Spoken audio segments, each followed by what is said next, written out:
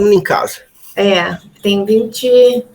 Deixa eu olhar aqui. Tem 26 alunos, e aí, Aline, você pode gravar, que aí talvez, quando começar a aula mesmo, apesar dessa aula eu também já ter gravado, que aí, se quem chegar depois, pega a aula, tá?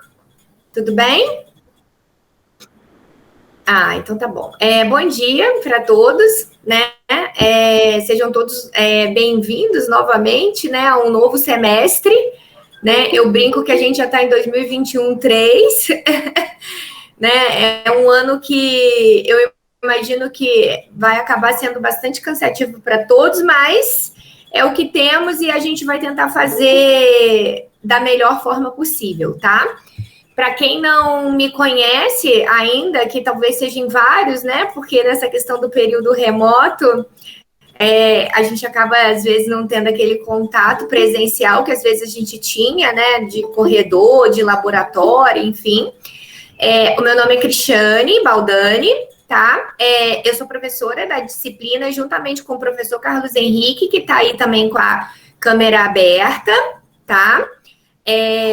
E as nossas duas monitoras, né, que são a Aline e a Helena, tá, que vão nos ajudar aqui nessa empreitada desse período remoto, tá? Desejo para vocês, assim, que a gente tenha um excelente semestre, da melhor forma possível, assim, que as coisas transcorram, né, em harmonia, em tranquilidade, né, para a gente menos pesado possível, tá? Eu vou explicar agora no início mais ou menos como vai funcionar a disciplina, tá? Para que vocês tenham uma ideia. E vocês vão alternando os módulos de conteúdo com os professores, apesar da gente sempre participar de todas as aulas, agora no período remoto, tá? Então, vocês vão começar comigo, tá? Vendo a parte de urinálise. Depois vocês vão, né? Tá lá no cronograma que eu disponibilizei para vocês lá no Siga, e depois eu passo lá para aqueles quadradinhos do Siga lá, de acordo com aquelas datas. O professor Carlos Henrique, hematologia, e por fim a bioquímica, porque o professor Gilberto, que dava disciplina já com a gente, ele aposentou. Então, a gente está tendo, inclusive hoje, a gente vai ter a continuação do processo seletivo para professor substituto. O Carlos Henrique colocou no chat ali, bioquímica e endócrina. Então, a gente vai ver que vai ter um professor substituto que vai entrar e vai nos ajudar nesse processo, tá? Então, aquele cronograma é inicialmente o que a gente propõe, tá? Mas talvez alguns ajustes nesse período remoto acabam sendo necessários, principalmente porque a gente vai ter 2 feriados que pegam a gente na terça-feira, né? Então, esse semestre que já é mais curto, acabou ficando um pouquinho mais curto, então a gente vai tentar dar umas adaptadas aqui dentro do que a gente consegue, tá? Eu vou compartilhar aqui a minha tela, ainda para mostrar para vocês algumas coisas. Quando eu estou compartilhando, eu não consigo ver direito acesso ao chat, tá? Então, ou as monitoras podem ter correndo, ou vocês podem abrir o microfone a qualquer momento, tá? Eu vou compartilhar aqui. Vocês estão vendo a minha tela? Alguém só me... Não, tá vendo? Tô sim, sim. Então tá ótimo. Deixa eu falar, porque aí eu perco a visão e acesso ao chat, tá? Deixa eu explicar para vocês mais ou menos como é que vai funcionar essa primeira parte da disciplina, que é o que eu vou dar para vocês, tá? A gente vai ter toda terça-feira as aulas síncronas, que é nesse horário de 8 às 10, tá? Nesse horário, hoje é a primeira aula, então eu acabo dando conteúdo, mas nas outras aulas a gente tenta fazer, vocês vão ver lá pelo cronograma, Kahoot, discussão de caso clínico e etc, para a coisa ficar um pouco mais dinâmica. É assim que tem funcionado melhor, tá?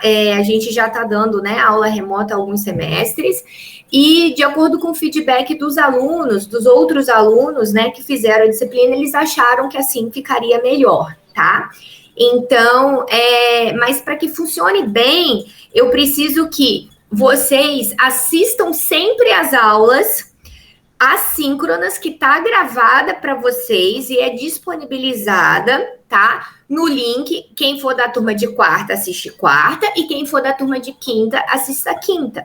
Para que vocês possam tirar o máximo proveito das nossas atividades síncronas de terça-feira, tá? As aulas de terça-feira eu não me importo, eu deixo gravar as aulas. A Aline, que é a monitora, ela grava para a gente, disponibiliza lá no Drive da disciplina, que eu vou passar para vocês, tá? A gente só não edita, tá, pessoal? Então, é mais para vocês terem, porque era uma coisa que os outros alunos pediram, e aí fica a critério de cada um, tá? Essas aulas estão gravadas. Além disso, tem um material que eu vou colocar no Siga para vocês, que são os slides sempre, que, por exemplo, da aula de hoje. Tem uma apostila teórica que a gente fez, tá? Também. E tem uma apostila de casos clínicos que a gente vai usar durante essa parte da disciplina, tá bom? Então, todo esse material fica no Drive e eu coloco no Siga. A única questão é que os arquivos de vídeo, eles são muito grandes e a gente não consegue, eu não tenho conseguido colocar no Siga A. Então, por isso que a gente criou o Drive da disciplina, e no último semestre, até por sugestão de um outro aluno, a gente também disponibiliza essas aulas e esse material num grupo de WhatsApp, que é só para arquivo. E aí, quem quiser pega no Drive, pega no WhatsApp. A ideia é a gente poder disponibilizar para vocês e que vocês tenham acesso da melhor forma possível, tá? Então, a gente tem essa apostila teórica, é uma apostila de casos clínicos. Esses casos clínicos, tá? Para que a gente possa começar a fazer, eu preciso que vocês sempre atentem e vão estudando o material das aulas assíncronas. Se não chega nos casos clínicos, vocês não conseguem tirar o máximo proveito.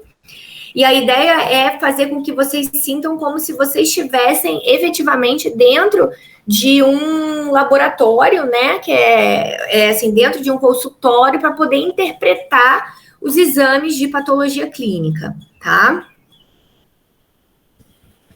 Então, o cronograma tá lá no Siga. E qualquer dúvida que vocês tenham ao longo da disciplina, vocês podem mandar no grupo do WhatsApp. Eu não estou nesse grupo, mas as monitoras estão, e sempre quando elas têm alguma dúvida, elas repassam para a gente, tá? Fiquem à vontade, e aí tem lá o contato delas também. Podem mandar e-mail também pelo Siga, enfim. O que a gente queria aqui deixar claro é que a gente está disponível para vocês, né? Quando vocês tiverem as dúvidas, sem problema algum, tá? Não se acanhem, tá? É o momento que vocês têm realmente de tirarem as dúvidas, durante as aulas, né? Quando vocês estiverem estudando nessa parte assíncrona, que tem lá os vídeos, enfim, tá? E frequência, que é uma coisa que vocês perguntam muito, toda aula síncrona, tá? De terça-feira, eu coloco um formulário Google para vocês preencherem ao longo da aula. É só vocês preencherem a nome, matrícula e enviar, tá? Que isso fica registrado para a gente. As aulas ficam, então, gravadas, e eu acho que é mais ou menos isso. Eu não sei se alguém mais tem alguma dúvida. Alguém tem dúvida? Eu não estou vendo o chat. Se alguém tiver dúvida e puder falar. Cristiane, uma aluna colocou se terá sempre uma aula assíncrona para assistirmos antes da aula. Aí eu já respondi ali que sim, e que geralmente não é apenas uma aula assíncrona. A gente, para não deixar uma aula muito pesada, a gente fragmenta, e geralmente em gravações de, no máximo, 20 a 30 minutos. E bobear até menos, para não ficar pesado e vocês poderem fazer pausa e retomar. Mas tem várias aulas a serem estudadas, porque o objetivo é a interpretação de casos clínicos. Então, vocês têm de vir fundamentados para entender esse caso clínico. Isso.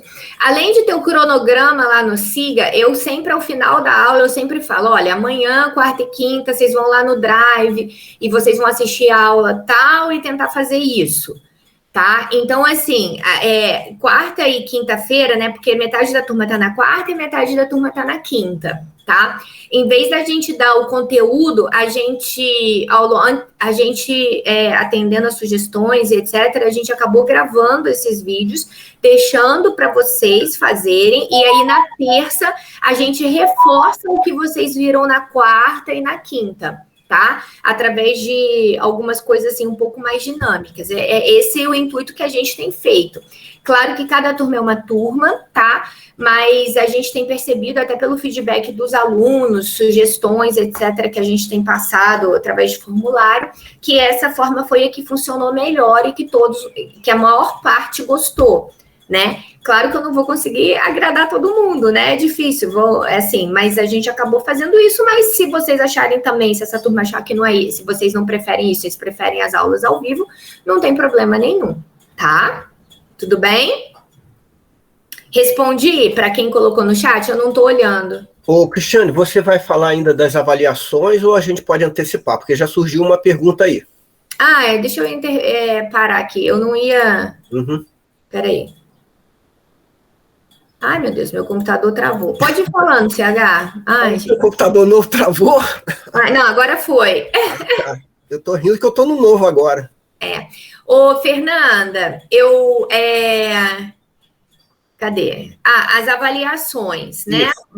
Perguntou, Bárbara, então, avaliação, vocês vão ver lá pelo cronograma, que a gente sempre ao final de cada módulo, a gente chama mais ou menos de módulo, né? Porque vocês vão ver, assim, urinálise, né, e rim, aí depois vocês veem hematologia, aí depois vocês vão ver...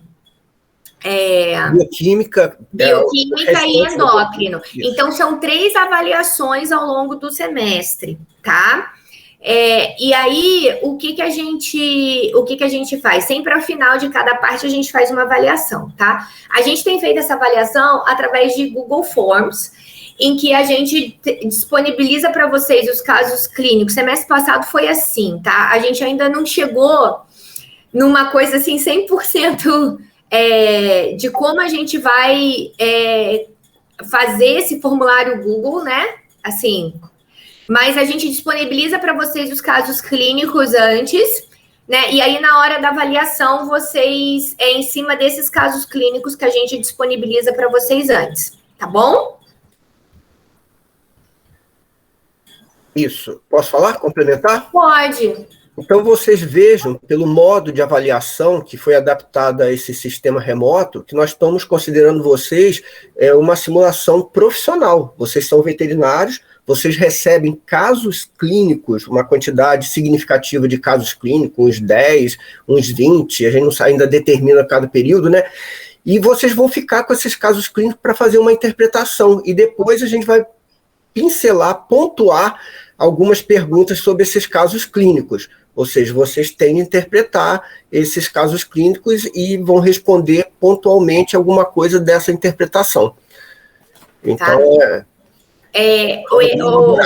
a Fernanda perguntou aqui a questão da aula prática assíncrona. O que acontece, Fernanda? A disciplina de patologia clínica, a parte prática dela, ela é efetivamente interpretar, né, os casos clínicos, né? Porque é isso que vocês vão precisar quando vocês saírem da disciplina, né?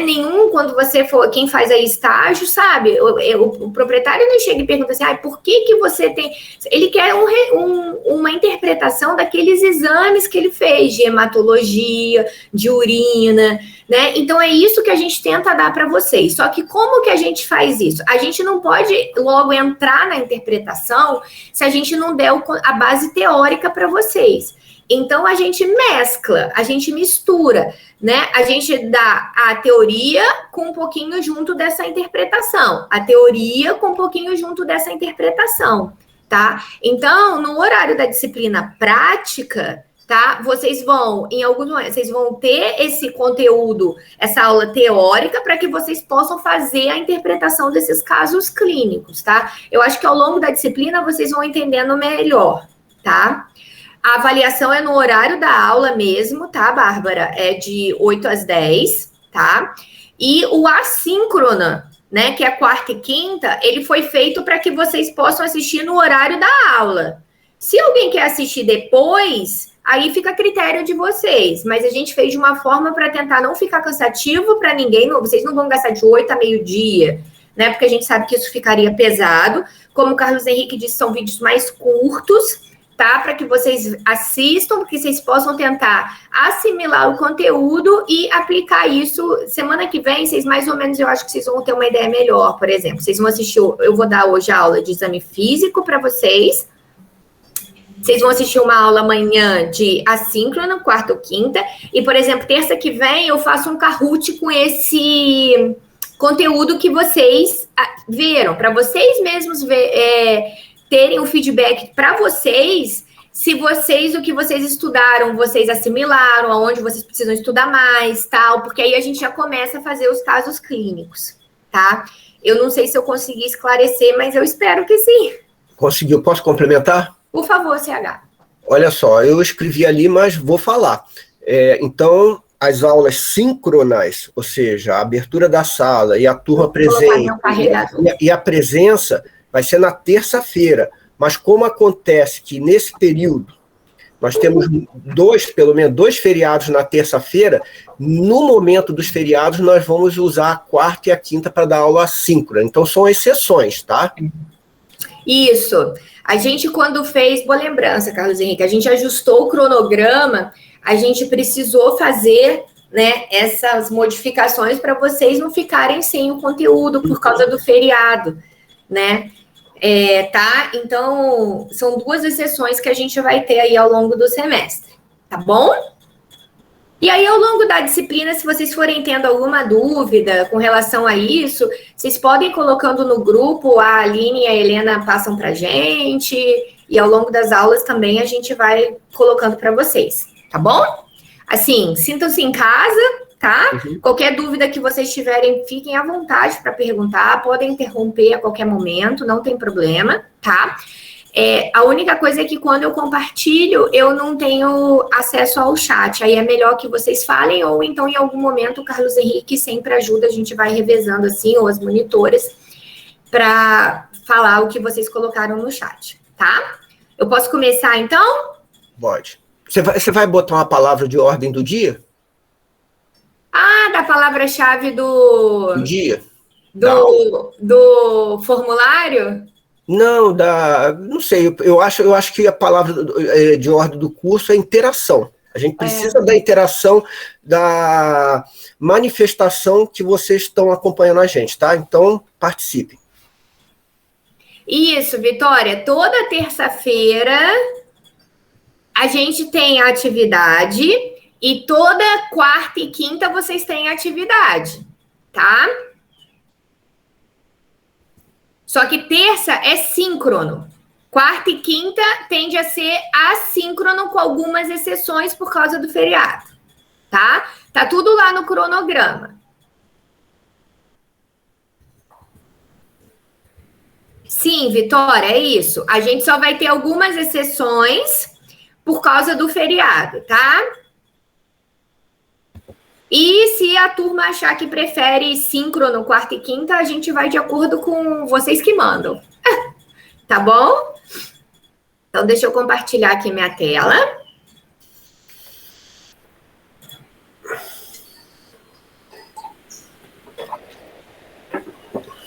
Peraí. Isso daqui tá aqui. Então, vamos lá, pessoal. Eu vou começar com vocês, tá? A gente começa a parte de urinálise, tá? Eu vou até voltar aqui só para vocês verem aqui, tá? A gente começa com a parte da disciplina, que a gente vai falar do exame de urina, da função renal, do rim, e como a gente pode interpretar os resultados laboratoriais associados a isso, tá? Então, o que a gente precisa entender primeiro? Assim, que o exame de urina, ele é um exame, né, que é simples. Carlos Henrique, sabe o que acontece? O quê? Quando eu criei a sala, quando alguém tenta entrar... Ué, mas eu vou abrir o cadeado aqui, talvez seja isso. Abre o cadeado, por favor. Abri. Tá. Deu certo? Porque estão entrando. Então, né? Acho que então, se alguém ficar barrado, aí me avisa que eu paro a... A gente tem um chat aqui. Então, o que acontece? O exame de urina, ele é um exame simples e barato. Então, ele pode ser um grande aliado nosso na patologia clínica, né? E vocês vão ver, eu coloco um vídeo para vocês, tá? Tem lá no Drive, eu também passo aqui, de como a gente faz isso no laboratório. Vocês vão ver que é bem simples, tá? A gente consegue fazer ele sem gastar muita coisa. Então, é uma coisa que fica fácil da gente fazer e que pode ser um grande aliado para a gente.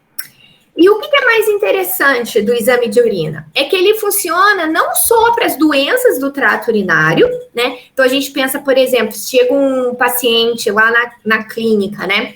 Que está com dor, que está com dificuldade de urinar, né? Que fica lá com dorso arqueado, né? E aí você pode suspeitar de uma cistite, né? E aí você vai pedir um exame de urina, né? É só muitas vezes vocês fazerem essa correlação com a medicina humana, tá?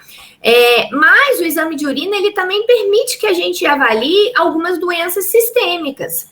Por exemplo, um exemplo clássico que a gente tem é pacientes com diabetes mellitus, né? Se vocês lembrarem, a diabetes mellitus é o quê? É deficiência de insulina, né? Então, a glicose não entra nas células insulino-dependentes, levando a uma hiperglicemia, né? Então, consequentemente, fica o quê? Muita glicose no sangue que vai passar pelo filtrado glomerular, resultando em glicosúria. Tudo que está na urina, a gente tende a colocar o sufixo úria. Então, glicosúria. E eu consigo detectar isso e algumas outras alterações no exame de urina. Então, o exame de urina, ele funciona não só para o trato urinário, mas também, muitas vezes, para nos ajudar com algumas das ordens sistêmicas que a gente vai falar um pouquinho ao longo das nossas aulas, tá? Além disso, o que é bom? Não só para a gente, muitas vezes, tentar chegar mais perto possível de um diagnóstico, que é o que a gente quer. Quando a gente faz esses exames laboratoriais, a gente quer um retrato do paciente naquele momento. Então, a gente quer um retrato para ver como é que ele está e tentar chegar o mais perto possível de um diagnóstico dentro do que ele tem. Lembrando que a gente vai sempre juntar com a clínica desse paciente e, às vezes, alguns exames complementares. Então, muitas vezes, a gente vê a progressão da doença. Então, por exemplo, um animal que estava com cistite, precisou fazer uso de antibiótico terapia. Ele vai voltar depois numa revisão na clínica e aí você vai fazer um novo exame de urina e vai ver se realmente aquela infecção urinária foi controlada, né? Se realmente você não vê mais bactérias ali no exame de urina, se você não tem mais alguns elementos que a gente vai comentar sobre cristais, né? E portanto, você teve a resolução da doença, né? Ou um outro exemplo, é um animal que é um doente renal crônico, tá? Esses pacientes, eles são monitorados, né, rotineiramente. Então, você pode ir avaliando, através do exame de urina, se está tendo ou não uma progressão dessa doença renal. Por quê? Um exemplo clássico, por exemplo, se o animal tem às vezes ele tem alguma alteração ali no filtrado glomerular, uma glomerulonefrite, por exemplo, o que começa a acontecer? Começa a passar proteínas que não deveriam passar. Lembra que o filtrado glomerular, assim, o glomérulo, ele é uma barreira.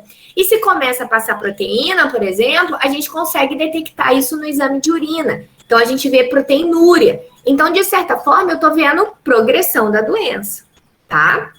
Então, isso ajuda a gente. E a gente sempre tende a juntar, e que é importante juntar para a gente poder ter um conceito melhor, tá? O exame de urina com a bioquímica, que a gente vai ver na aula de função renal, principalmente a ureia e a creatinina, tá? Que é a última aula que a gente tem, tá? E em que consiste esse exame de urina? Consiste no exame físico, que é o que a gente vai ver na aula de hoje. Consiste no exame químico, que vocês vão assistir o vídeo e ler o conteúdo também, tá? Caso fique dúvida de vídeo ou alguma coisa assim da aula, na apostila, para aula de quarta e quinta. E tem também o sedimento, que é a outra aula, tá? Então, o exame de urina, como um todo, ele é dividido em 3 partes: exame físico, químico e sedimento. Isso tudo é que vai compor o laudo laboratorial, tá? Só que, antes de eu fazer o exame de urina, eu preciso coletar essa urina. E aí, como é que eu coleto essa urina? Né? Essa urina ela tem que ser coletada de uma forma adequada para a gente minimizar o que a gente chama de erros pré-analíticos, né? Ou seja, aqueles erros antes mesmo dessa urina chegar no laboratório e que pode comprometer o laudo laboratorial. A primeira coisa que a gente tem que ter em mente é que o volume adequado para a urina deve ser de 10 a 12 ml que a gente deve coletar. Por quê? Vocês vão ver lá no exame químico que a gente usa uma tirinha reagente que é parecida com uma tirinha de pH, tá? E ela tem que entrar num tubo de ensaio. Então, quando você tem 10 a 12 ml, isso é o ideal. Agora, por que tem esse asterístico aqui? Porque alguns animais, eles têm pequeno porte, né? E a gente não consegue coletar. Então, o mínimo do mínimo são 5 ml. Menos do que isso, o exame de urina já fica com o resultado, muitas vezes, comprometido, tá? O que a gente faz para coletar? A gente deve coletar usando, sempre que for coletar, a micção espontânea, né? O que é micção espontânea? Vocês sabem? Vocês estão me ouvindo? Sim, professora. Quando o animal faz naturalmente? Isso, exatamente. Muito bem. É porque eu perco total a visão. Assim. Tá? No Meeting, no Zoom a gente ainda tem a visão, mas no Meeting a gente não tem. Então, né? Vocês sabem, né? A gente aula remota, a gente fica assim, estão me ouvindo? Né? Tá aqui. O que acontece? A gente tem que, quando a gente usa frascos, que é a micção espontânea, que é aquele que o animal urina, né, naturalmente, né, e aí depende muito do manejo de cada animal, a gente deve usar sempre frascos de boca larga, igual aqueles que a gente compra na farmácia mesmo, tá? Existem 2 tipos de frascos, tem uns que não são estéreis, não tem problema nenhum, vocês podem usar tranquilamente para o exame de urina, tá? E tem os estéreis. Os estéreis, eles têm o valor um pouquinho mais caro. Usualmente eles vêm dentro de um saquinho e uma caixinha, né, de papel. E vem assim, escrito em letrinha pequena, do lado de fora, estéreo por radiação gama. Normalmente eles têm um valor mais alto, assim, 2 e pouco, R$3, o outro já é um valor 1 e pouco, tá? Claro que hoje está tudo aumentando, né? Já faz um tempo que eu não sei quanto custa, mas assim, só para vocês terem uma ideia. Esse frasco estéreo, ele já é indicado quando se quer fazer, além do exame de urina, uma cultura e um antibiograma, tá? Só que a gente tem outros métodos de coleta, né? Vocês lembram? Quem aqui já fez estágio, já passou pela disciplina de propedêutico, ou está fazendo, vocês vão ver isso melhor. A gente pode coletar também passando a sonda, né? Que é a cateterização, e aí a gente tem que ter todo o cuidado, né? Para a gente, de higienização, de sepsia antes, para a gente, e também não lesionar essa mucosa da uretra, mas a gente vai acoplar essa sonda numa seringa, e aí você vai puxar, e aí essa urina pode ser enviada dentro da seringa mesmo para o laboratório, tá? E o mesmo acontece se a gente fizer uma punção da bexiga, que é chamada de cistocentese, tá? E aí, qual é a vantagem dessa técnica? Você vai segurar, a bexiga tem que estar repleta, com uma agulha acoplada numa seringa, você vai puxar, e aí, como você está coletando uma urina direto da bexiga, a gente espera que ela seja estéril. Então, é uma urina que é extremamente desejada para a gente fazer cultura e antibiograma, tá? E aí também você pode mandar na seringa, só colocar um esparadrapozinho, desacoplar a agulha, né? E colocar um esparadrapo ali para você poder fechar, tá bom? Alguma dúvida até aqui? Eu tenho, professora. Pode falar, por favor. No caso de usar o frasco que não é estéreo, ele não pode dar alguma alteração? Tipo assim, quais tipos de exame que a gente pode usar ele? Você pode, no exame de urina convencional, que é o que a gente está falando, que é chamado de EAS, deixa eu até... Ô, Carlos Henrique, você consegue escrever alguém no chat? EAS? Escrevo sim. Por favor, que é o chamado elementos anormais do sedimento. Por que ele é chamado de EAS? Porque na urina, usualmente, a gente não deve encontrar nada num paciente sadio. A gente não vê grandes coisas. E aí a gente chama de EAS porque a gente começa a procurar o que é anormal naquele sedimento após uma centrifugação. Vocês vão ver no vídeo que eu vou mostrar depois da aula prática. Esses frascos não interferem de forma alguma, tá? Inclusive, quando você vai num laboratório desses de grandes redes, por exemplo, Brownstein, Sérgio Franco, só dando um exemplo, né? E você fala que você vai fazer um exame de urina, eles te dão um frasquinho, né? Eles sempre pedem para ver a requisição, porque se não tem cultura e antibiograma, eles não te dão um frasco estéreo, porque vocês vão ver que pro exame de urina normal não tem problema, tá? Eu não sei o nome de quem me perguntou, porque eu tô sem acesso a ouvir. Mas você entendeu? Ô, Bárbara, você entendeu? Entendi. Não, é de costume realmente usar esse frasco, mas eu sempre tive essa dúvida se não teria alterações. Não, porque ele é um exame muito simples, vocês vão ver que pode dar um monte de resultado pra gente, tá? Tá bom, obrigada. Eu espero que ao final das minhas aulas vocês entendam que a urina é importante, que ela pode dar pra gente alguns resultados, tá? Então, vamos lá. E aí, um outro cuidado muito importante que vocês têm que ter, tá? É associado à temperatura de armazenamento. Isso daqui é uma grande causa de erro que chega pra gente, assim, às vezes, na nossa rotina, tá? Assim, do laboratório, quando a gente estava no presencial, do hospital, aquela, né, com um monte de exames. Por quê? A urina é um excelente meio de cultura, vocês concordam? A gente tem bactérias ali usuais da flora. Então, se quando a gente coleta essa urina, tá? A gente não armazena ela em temperatura de geladeira, tá? O que vai acontecer até o processamento? Vai crescer bactérias e vão ter outras alterações, tá? E aí, qual é o problema disso? Quando a gente avalia no laboratório, eu não sei que aquelas bactérias que estão ali foram em função do erro de quando o clínico ou o proprietário coletaram e não colocaram ela em temperatura de refrigeração. E aí, o que acontece? Além de surgir essas bactérias, várias dessas bactérias da flora são o que a gente chama de urease positivas, porque elas convertem ureia em amônia. Então, fica com aquele cheiro amoniacal, você tem alteração do pH, a gente fala isso em maiores detalhes na próxima aula. Mas são uma série de alterações que acontecem por erros que a gente, quando no laboratório, a gente não sabe, tá? Então, por isso que é importante o clínico ter isso em mente, que quando ele coleta, seja por cistocentese, seja por passagem de sonda, ou o proprietário por micção espontânea, que ele refrigere essa urina, tá? E envia ela refrigerada também para o laboratório, tá? Quem faz aqui, quem já fez exame de urina em laboratório humano, sabe que eles sempre pedem pra gente levar a urina envolta em gelo, não é isso? Quem já fez, já viu?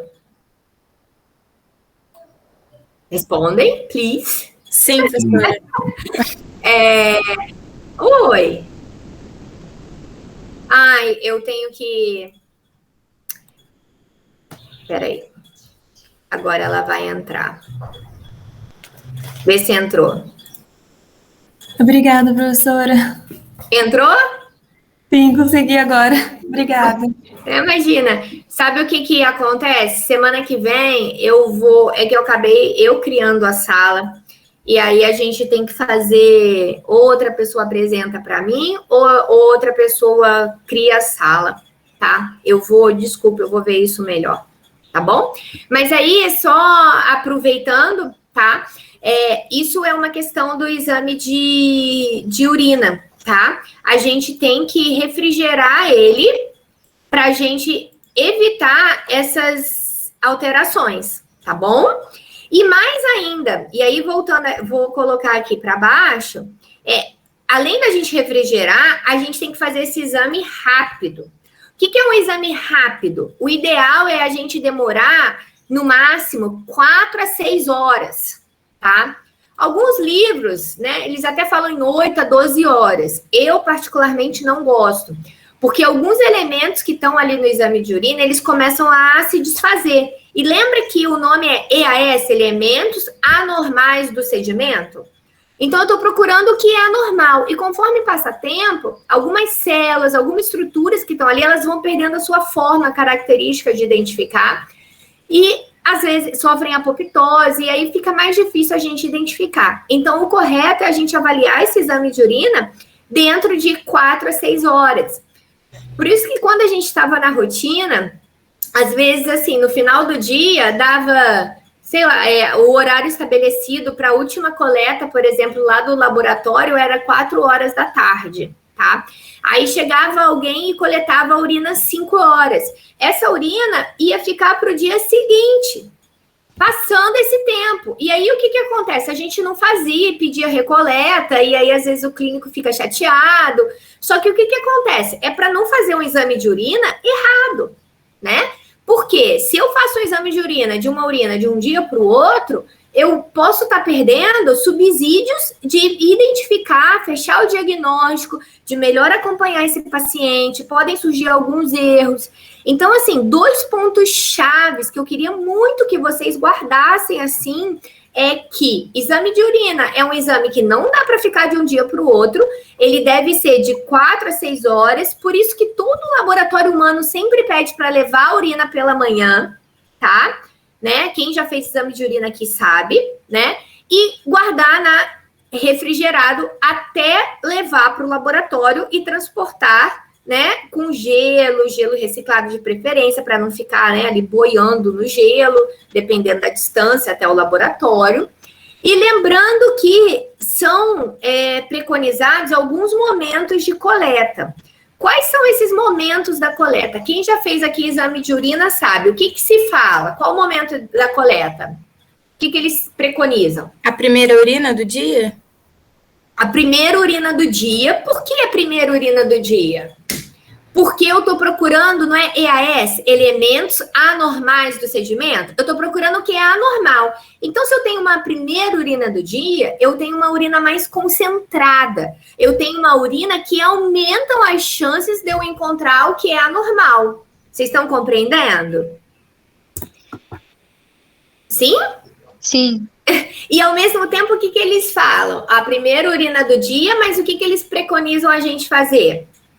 Para despejar os primeiros jatos. Desprezar o primeiro jato. Por quê? Quando eu desprezo o primeiro jato, eu elimino toda aquela sujidade que fica ali na uretra. Então, ao mesmo tempo que eu tenho uma urina mais concentrada, eu consigo eliminar aquelas sujidades, tá? Na veterinária, isso seria lindo e perfeito se a gente conseguisse falar para o animal assim, né?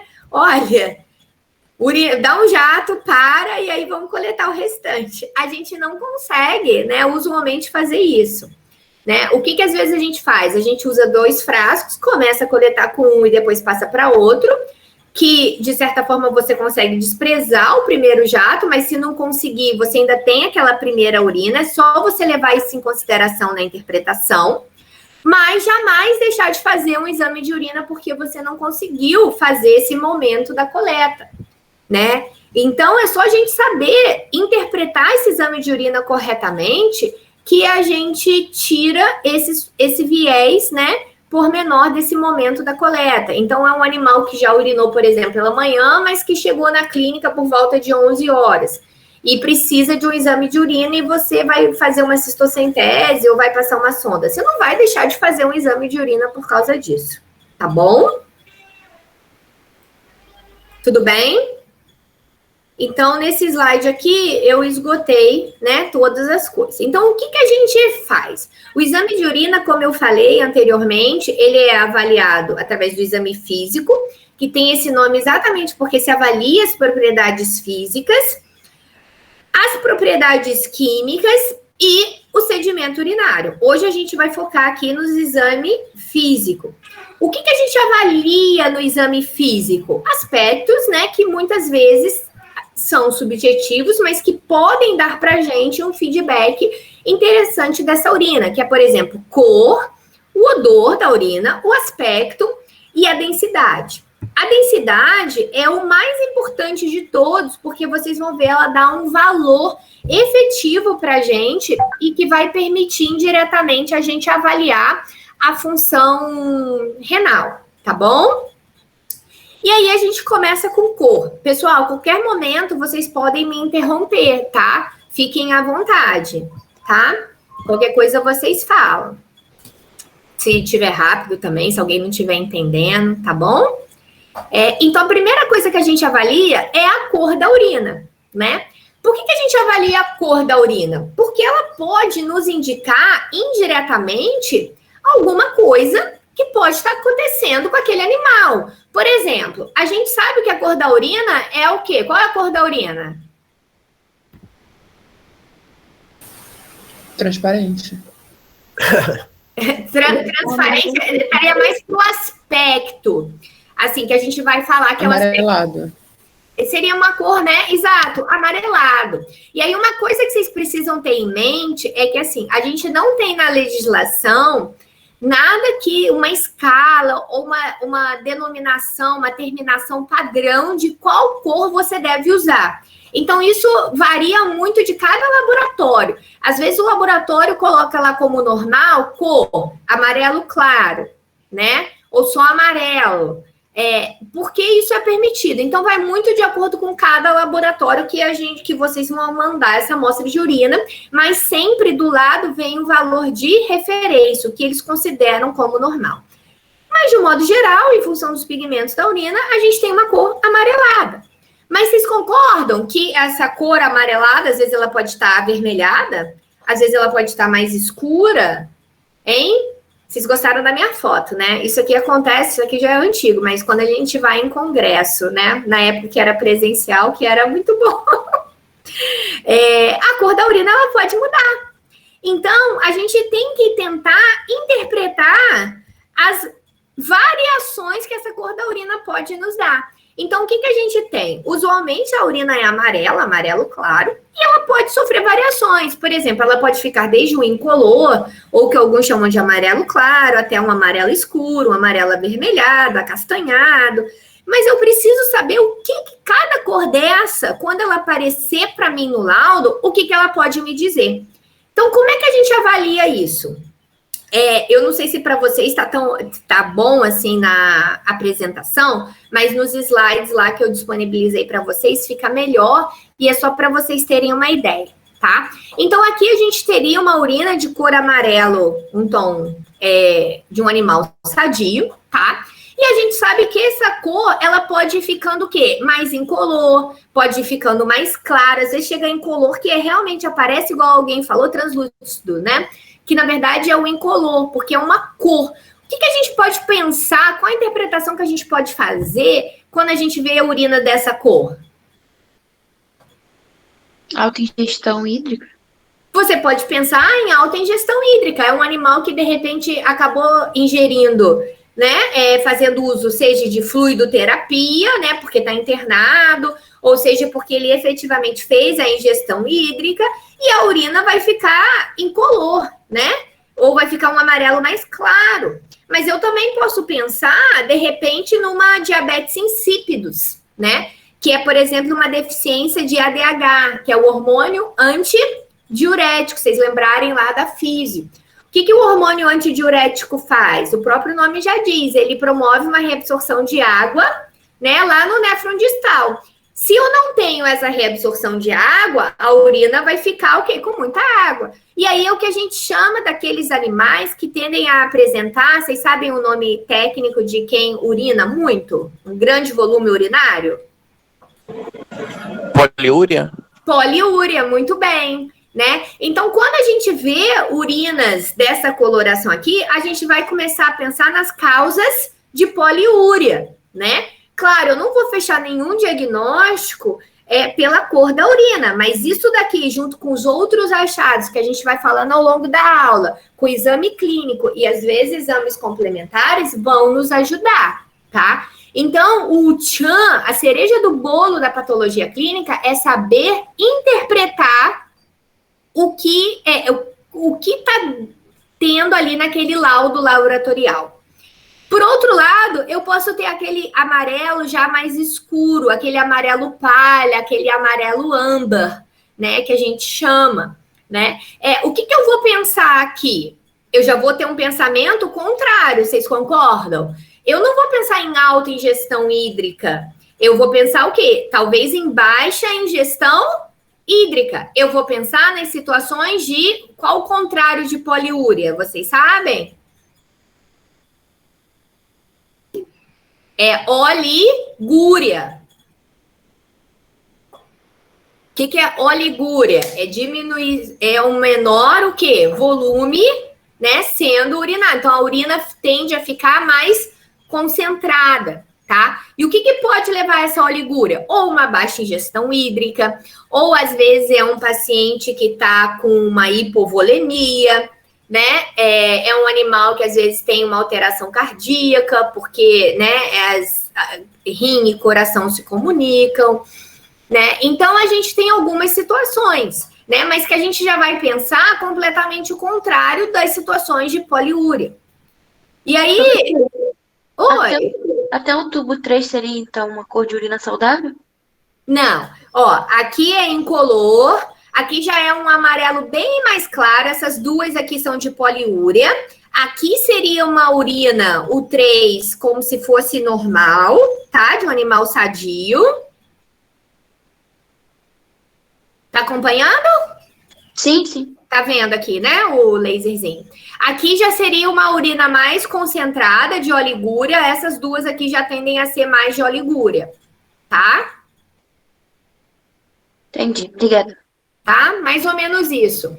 Claro que varia, assim, paciente para paciente, uma coisa é assim, aqui é uma foto que eu tentei colocar mostrando essa gradação para vocês, no intuito de ilustrar, tá? E aí a gente às vezes vai para os tons avermelhados. Vocês estão vendo que isso aqui fica meio rosa, aí aqui já tá meio avermelhado, né? Aí às vezes vai ficando mais amarronzado. O que vocês acham que isso daqui a gente vai pensar? O que a gente tende a pensar que pode ser essas situações? Hematúria. Hematúria. Quando eu falo em hematúria, eu tô falando na presença de hemácia íntegra na urina, né? Então, eu tenho ali a hemácia que vai me dar essa cor assim avermelhada. Só que o que acontece? Muitas vezes a hemácia, na verdade a hemoglobina, ela oxida, né?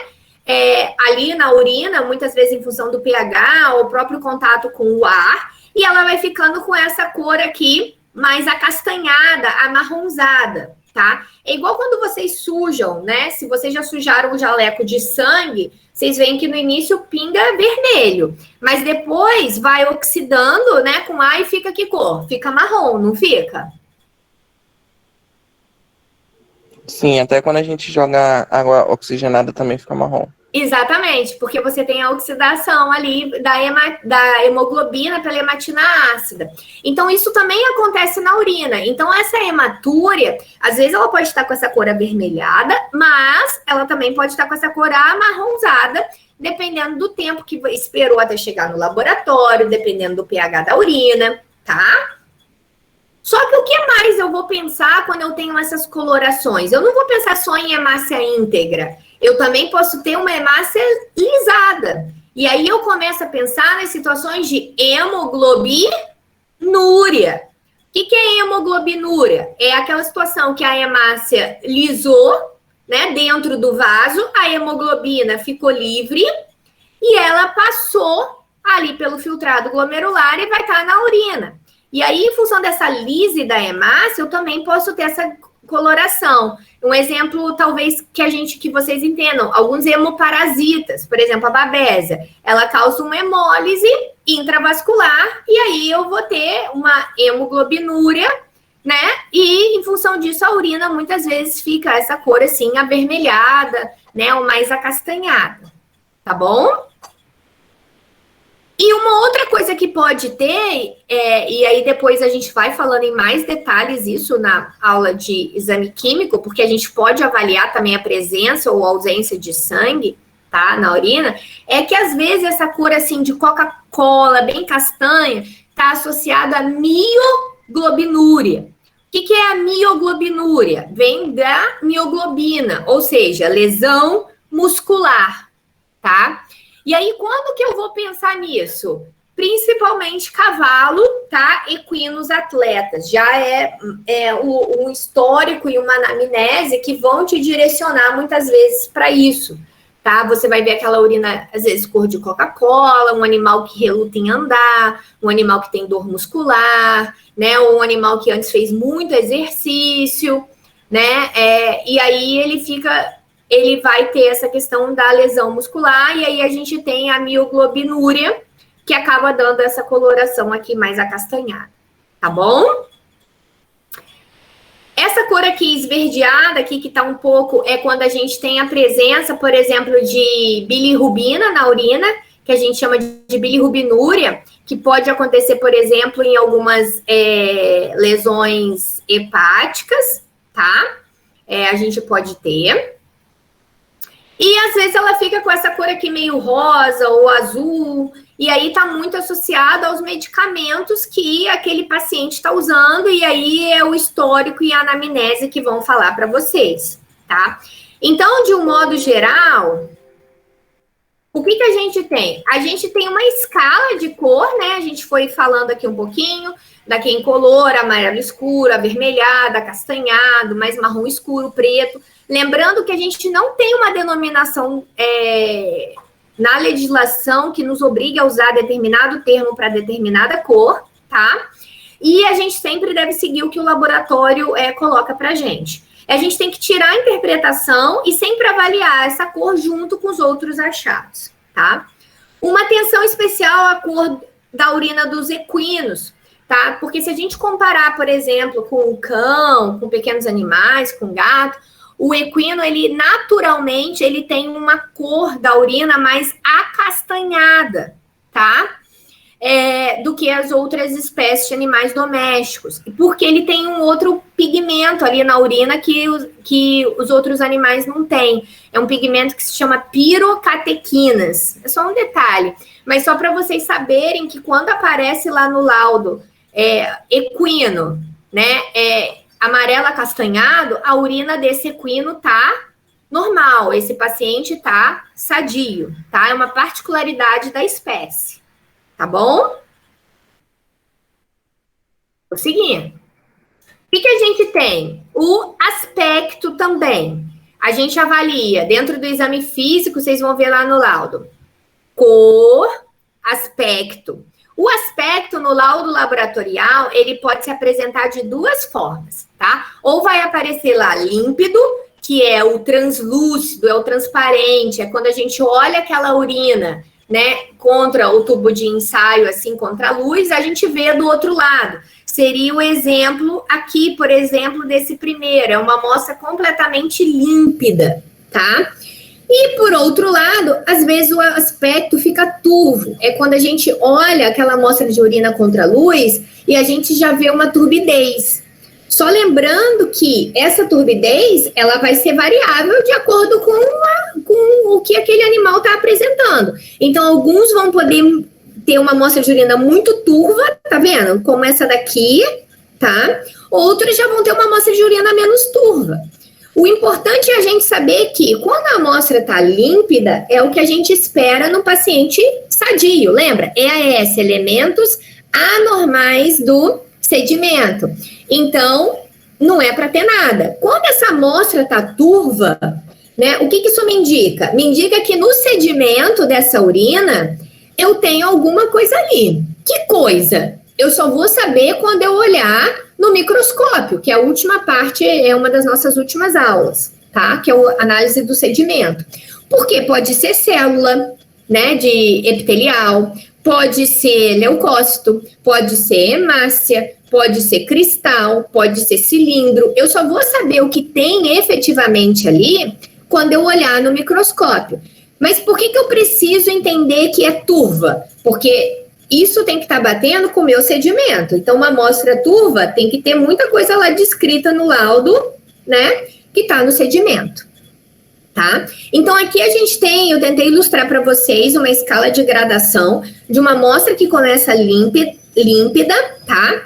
E que vai ficando um pouco mais turva, tá? Às vezes ela chega nesse ponto aqui que ela chega a ficar meio floculento, tá?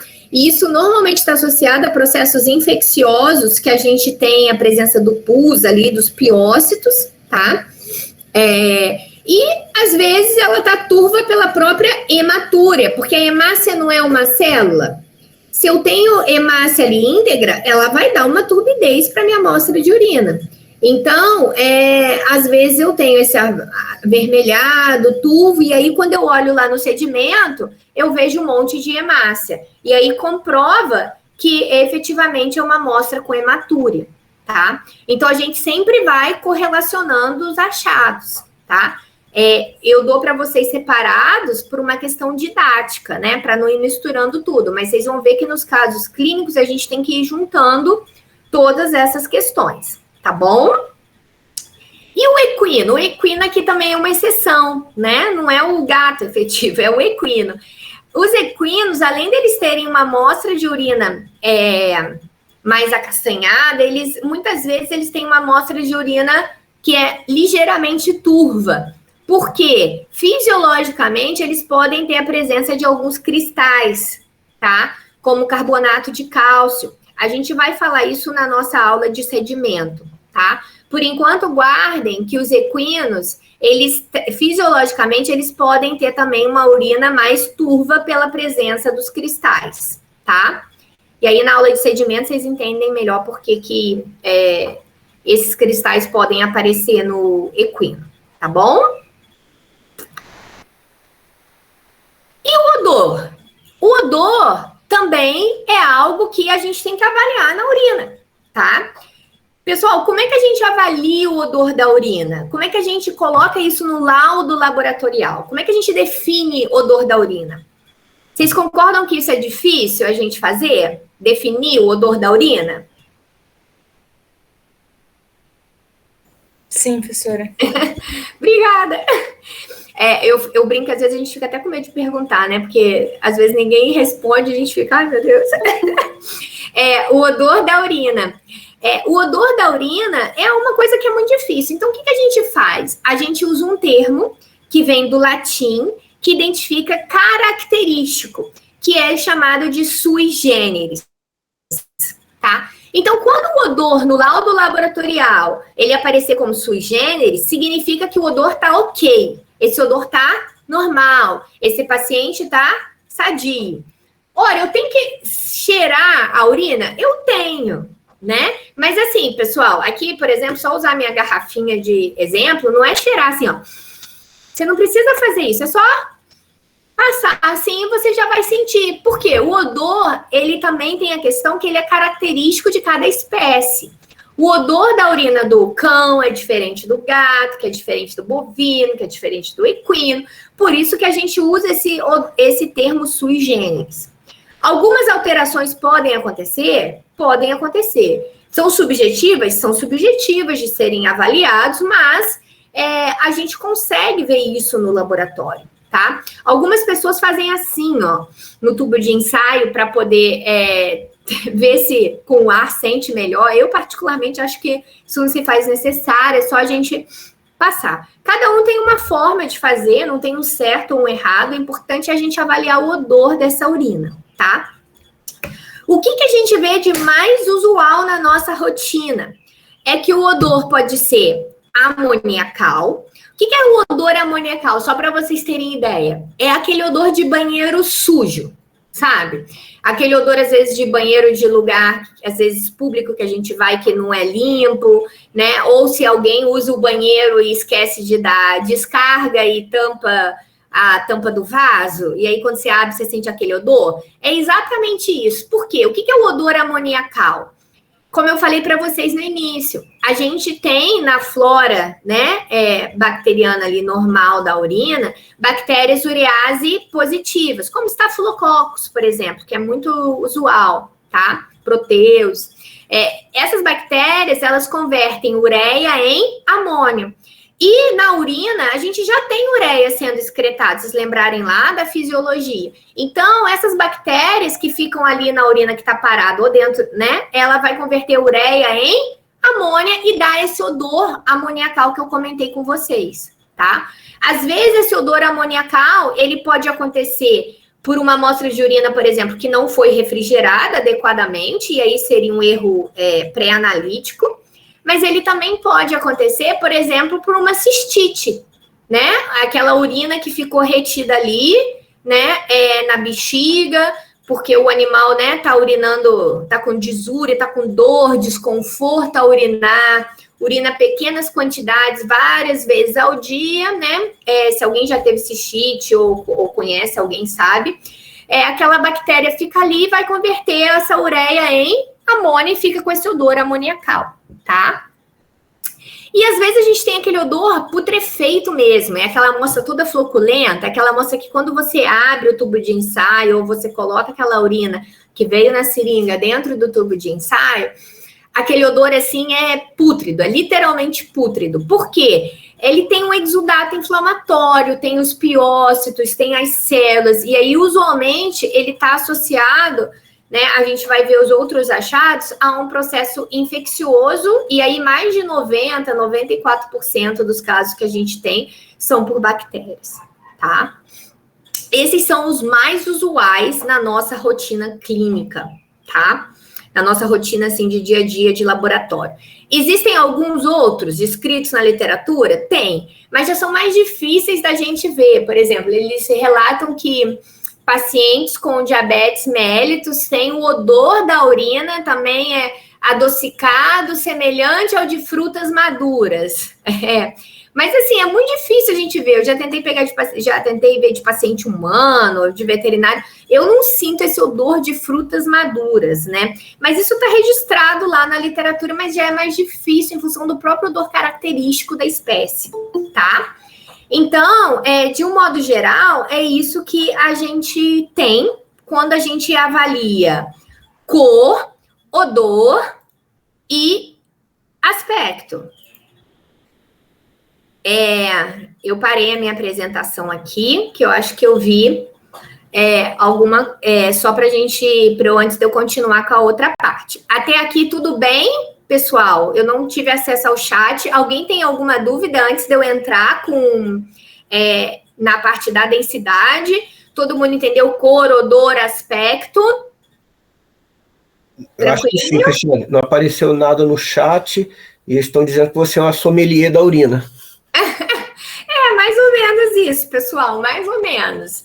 A gente vai falando. Eu vou depois mostrar o vídeo para vocês, tá?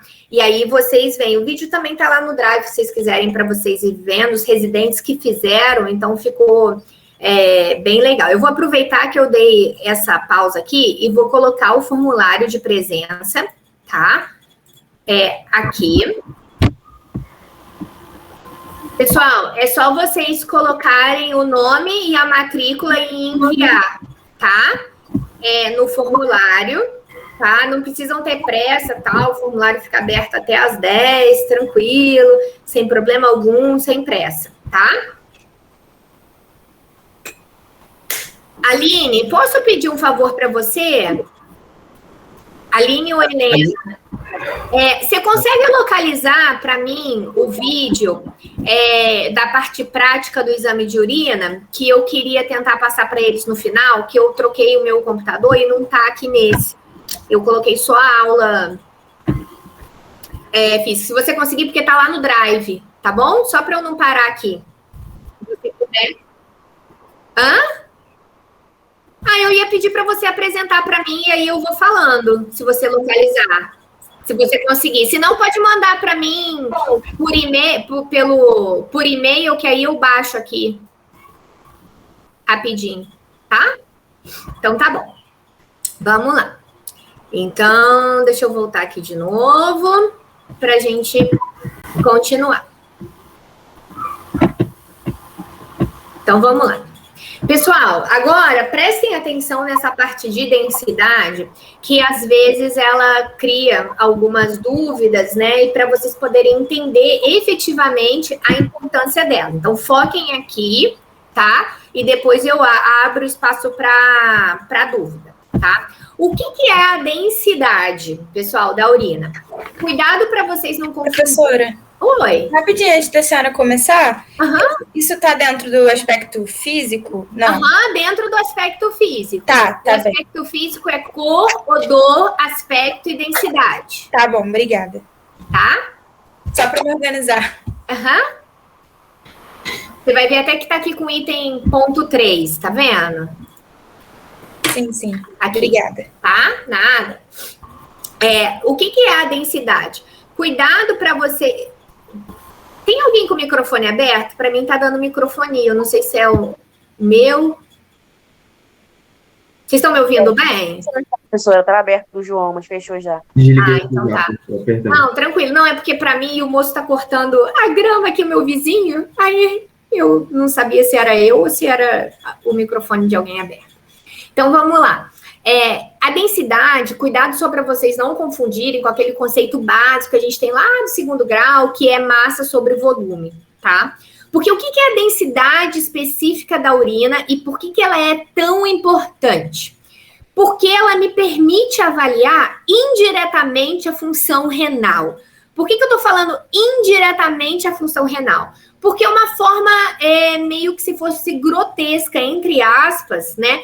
Da gente avaliar essa função renal. A gente avalia a função renal através de outros testes, como, por exemplo, a avaliação da ureia, determinação bioquímica no sangue da ureia e da creatinina. Mas a densidade me permite também avaliar isso. E quando eu junto ureia com creatinina e a densidade, isso me dá um conjunto muito bom para eu poder avaliar se o rim desse paciente está ok. Tanto que a Sociedade Internacional de Interesse Renal, vocês vão ver quando vocês fizerem as disciplinas de clínicas, que é chamada IRIS, ela estadia as doenças renais em 1, 2, 3 e 4. E os critérios, e dentre esses critérios que ela usa a avaliação da creatinina e a avaliação da densidade. Então, só para vocês verem como indiretamente, de fato, me permite avaliar a função renal, tá? E por que se estadia a doença renal? Para você ter uma ideia de prognóstico e tratamento, tá? E por que indiretamente eu estou avaliando a função renal? Porque a densidade, ela é definida como concentração de solutos que estão na urina dissolvidos nessa urina. Então, o que seria a concentração de solutos? Numa urina normal, 5% é soluto. O que é soluto? É ureia, creatinina e todos aqueles eletrólitos, sais, né, que a gente tem, sódio, cloreto, cálcio, potássio, que a gente tem ali naquela urina. E o restante é água. Então, é a concentração de solutos que está dissolvida em água. Então, vamos supor, se eu aumento muito esse soluto e diminuo a água, a minha densidade muda. Então, por exemplo, vamos pensar, só que tem que ser o que está dissolvido em solução para mexer nessa densidade. Então, por exemplo, se eu tenho proteína que passa a aparecer nessa minha amostra de urina, a proteína não está dissolvida nessa água? Vocês entendem que a proteína está dissolvida? Como é que eu vou guardar se está dissolvida ou não? E se eu olhar lá no microscópio e eu não conseguir ver, ela está dissolvida. Então, por exemplo, eu olho lá no microscópio, eu consigo ver uma molécula de proteína no microscópio óptico convencional? Não. Não. Eu consigo ver uma molécula de glicose lá no microscópio óptico convencional? Não. Não. Eu consigo ver esses eletrólitos lá? Não. Eu consigo ver ureia lá? Não. Eu consigo ver creatinina? Não. Então, tudo que está dissolvido vai entrar nesse cálculo aqui, nesse valor da densidade. Mas, por exemplo, se eu tenho uma molécula de hemácia, eu olho lá no microscópio, eu consigo ver hemácia? Sim. Consigo. Então, ela vai estar entrando nesse cálculo aqui de soluto? Não. Porque ela está dissolvida? Não, tanto que eu consegui ver no microscópio. Vocês estão compreendendo? Então, aquilo que está na urina, mas eu consigo ver no microscópio, não está sendo usado para calcular a densidade específica. Senão, tudo que tivesse na urina, vocês concordam? Uma amostra cheia de hemácia ia fazer o que com a densidade? Ia aumentar ela, vocês concordam? E isso não acontece. Por que não acontece? Porque essas hemácias não estão dissolvidas na urina. Tanto que eu vou lá no microscópio e eu consigo ver. Mas se eu tenho muita proteína na minha urina, ela sim vai aumentar a minha densidade. Por que ela vai aumentar a minha densidade? Porque ela está dissolvida na urina. Compreenderam a diferença? Sim ou não? Sim. Se alguém ainda tem dúvida, fala aí.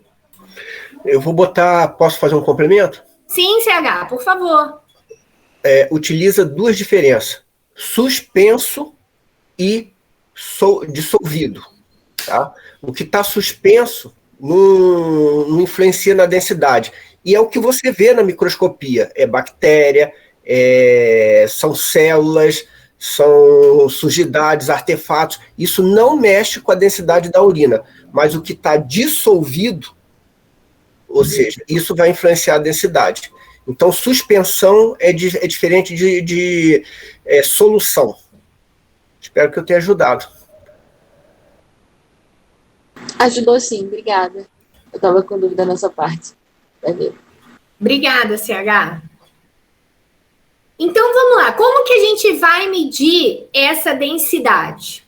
Tá? Vocês vão ver lá no vídeo, eu mostro para vocês. O método correto que a gente tem é usando o refratômetro, que é esse aparelhinho aqui, tá? O refratômetro, ele tem esse nome porque ele é baseado no índice de refração, tá? Se ele é baseado no índice de refração, o que acontece? A gente sempre tem que colocar ele perto de algum lugar que tem uma luminosidade para que a gente possa fazer a interpretação na escala que aparece ali. O que a gente vai fazer? Esse aparelhinho, a gente tem que calibrar ele com água destilada, tá? Depois a gente vai colocar, levanta essa tampinha, coloca uma gota da urina e vai olhar na escala. E aí a escala vai dar um valor. E aí é esse valor que vai entrar no laudo laboratorial. Por exemplo, 1030, 1020, 1035, tá? E é assim que a gente mede. Então, qual é a vantagem da densidade? É que ela me dá um valor absoluto, que me permite interpretar melhor, tá? Isso que a gente está avaliando, tá? E quais são as tiras reagentes? As tiras reagentes são outro método que a gente teria, que são aquelas tiras semelhantes à fitinha de pH, mas a gente não deve usar elas, porque o que acontece? A gente acaba usando na rotina as tiras reagentes humanas. E o valor de referência para humanos, ele é bem menor do que a gente tem para as espécies de animais domésticos. Então, a gente não conseguiria ter um valor, né, fidedigno para a gente avaliar a densidade. Então, a gente avalia através do refratômetro. E o refratômetro a gente não usa só para urina. Vocês vão ver com o Carlos Henrique que a gente vai usar também para avaliar proteína plasmática, para avaliar fibrinogênio. Então, ele é um aparelhinho que custava, eu não sei quanto está agora, média R$300, 200 e pouco, R$300, e que pode ser usado para várias finalidades e importante para o clínico ter ali apostos, né, a mão para poder fazer esses exames adequadamente. Tá? E aí, quais são os valores de referência que a gente tem para a densidade? A gente tem que o cão, mais ou menos de 1020 a 1045, valor de referência, perdão, sempre varia de autor para autor, tá? Então, a gente sempre leva em consideração o que o laboratório usa como referência. Ninguém precisa decorar valor de referência. Quando a gente cobra isso, né, nos casos clínicos, etc., eu sempre dou para vocês, tá? Então, fiquem tranquilos, é mais só para vocês terem uma ideia.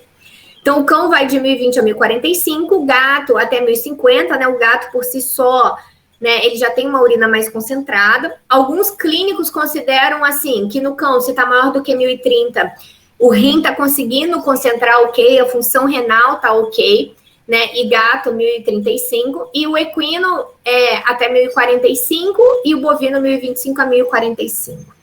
Um detalhe importante é que, assim, a nossa rotina, né, sem dúvida alguma, é pequenos, tá?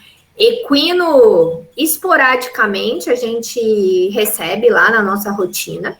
E bovino, assim, muito pouco, normalmente quando é só associado a algum experimento científico ou algum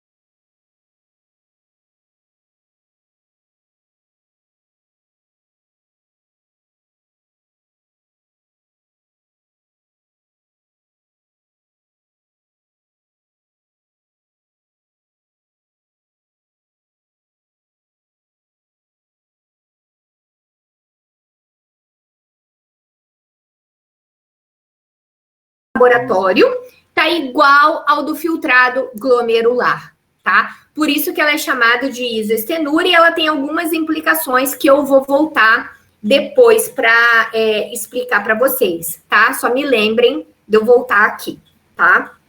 Que eu acho que fica mais didático. Tudo bem? Até aqui? Só alguém me dá um ok, please? Sim, tudo certo. Tudo sim. Então, tá bom. Então, a gente vai começar a tentar entender o que significa. Primeiro, assim, que se a urina tá maior do que, e aqui eu só resumi, tá? Maior do que 1030 ou maior do que 1035, significa que essa urina tá bem concentrada. Então, significa o quê? Que esse rim tá conseguindo concentrar a urina, ele tá conseguindo, a função renal tá ok, ele tá produzindo bem essa urina. Então, é um animal que tá o quê? Sadio, que tá ok, tá? Por outro lado, se a gente tem que ter um cuidado, porque em um animal jovem, sadio, esse valor de referência, ele pode estar um pouquinho mais baixo, ainda dentro do valor de referência, mas às vezes não tá tão maior do que 1035 ou maior do que 1030.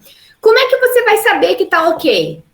Você sabe ali, quando você está avaliando, se a idade desse animal, né? Se é um animal jovem, se não é. Você vê os outros achados do exame de urina para ver se esse animal está sadio, ok? E se essa urina está acima do valor de referência, hiperestenúria, ou seja, maior do que 1045, maior do que 1050, significa que ela está muito mais concentrada, né? Então, o que eu vou pensar?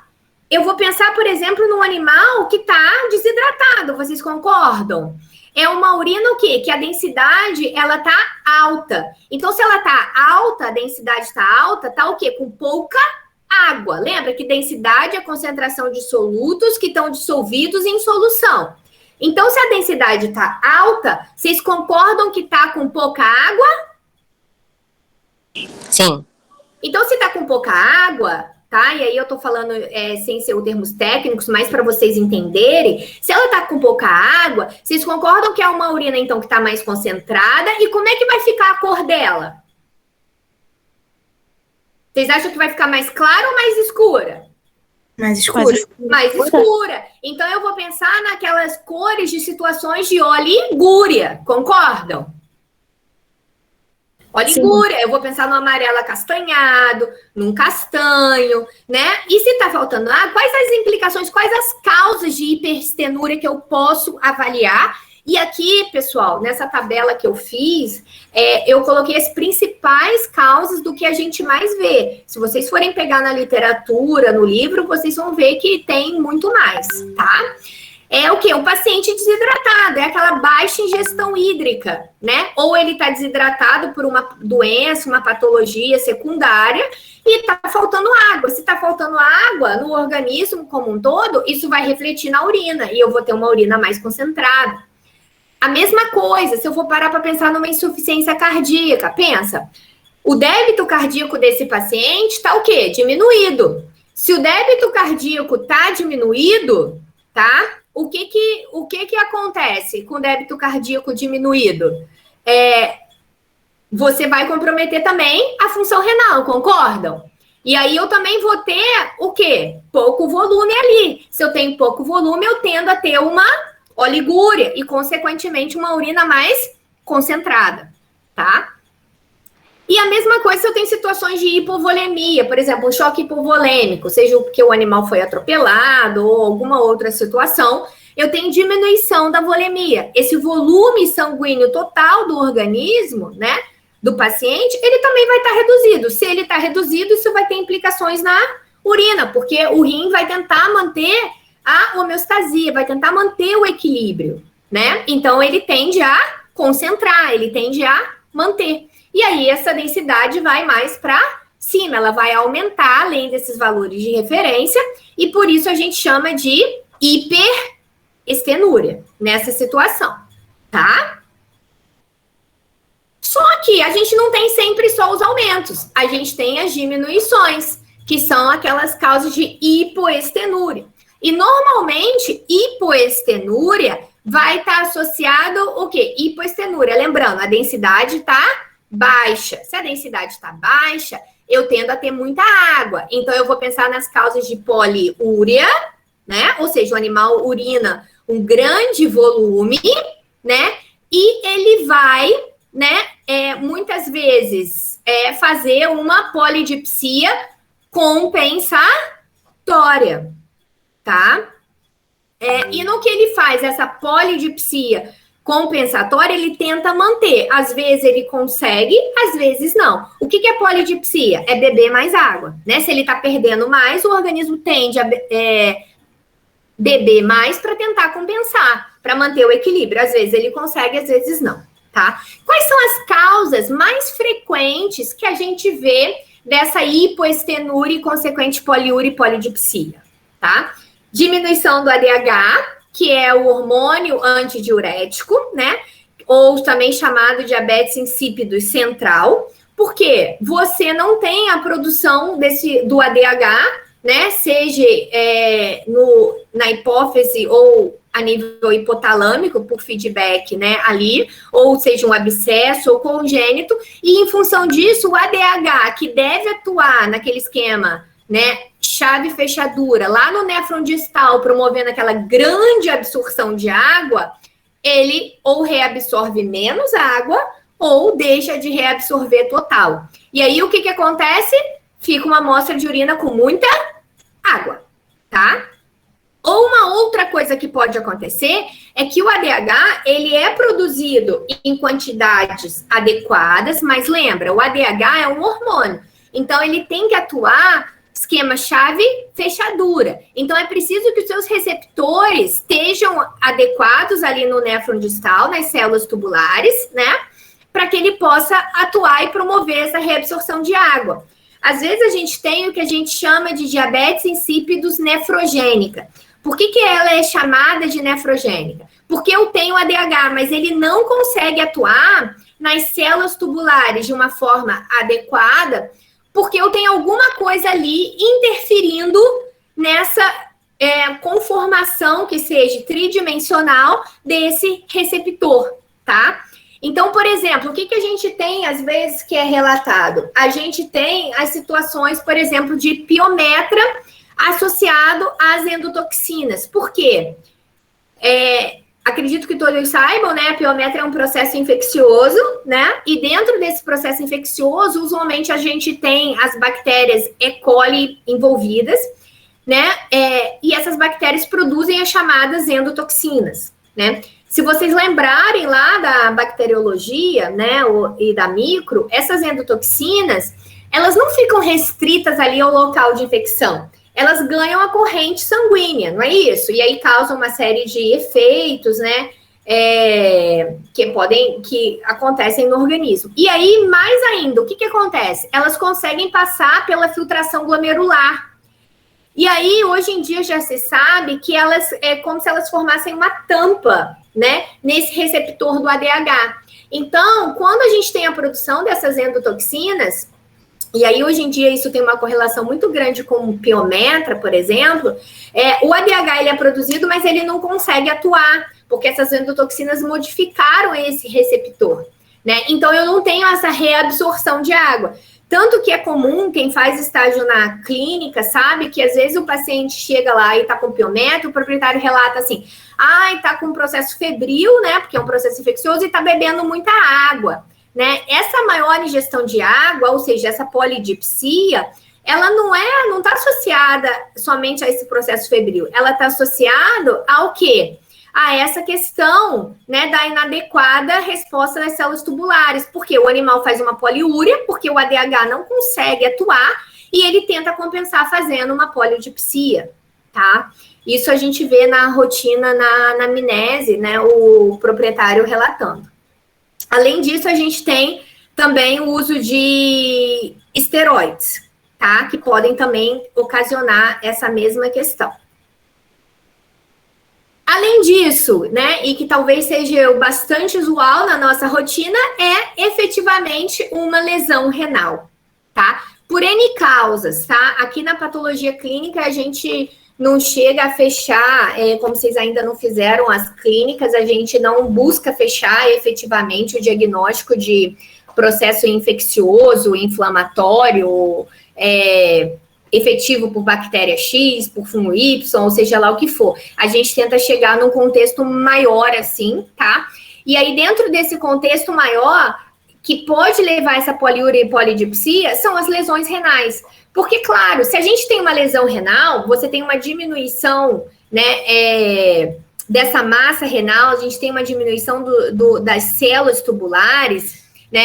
O que acontece? Todo aquele mecanismo lá na fisiologia que vocês aprenderam de filtração glomerular, reabsorção e secreção tubular, eles deixam de acontecer adequadamente. E no que eles deixam de acontecer adequadamente, a gente acaba tendo alteração nessa densidade. E acaba tendo o quê? Muita água. A gente tende a ter uma poliúria, né? Porque muita água e pouco soluto. Porque esse processo de reabsorção, né, ele não funciona adequadamente para aqueles eletrólitos, para aqueles sais, tá? E aí a gente começa já a introduzir para vocês um outro conceito que vocês vão ver na outra aula de função renal, que é o quê? Lembra que eu falei lá no início que a gente junta o exame de urina com a bioquímica? A gente avalia ureia e creatinina, tá? Quando a ureia e creatinina estão aumentadas, a gente chama de azotemia, tá? Carlos Henrique, se você puder escrever isso no chat, porque às vezes eles não, como dessa vez eles não estão tendo bioquímica antes. Vou escrever. Por favor, tá? Então, o aumento da ureia e ou da creatinina no sangue, tá? Leva a uma azotemia. Por que isso é bom? Bom, entre aspas, né? Para a gente poder fazer a interpretação, para o paciente não. Isso significa que pelo menos 75% desse rim já está lesionado.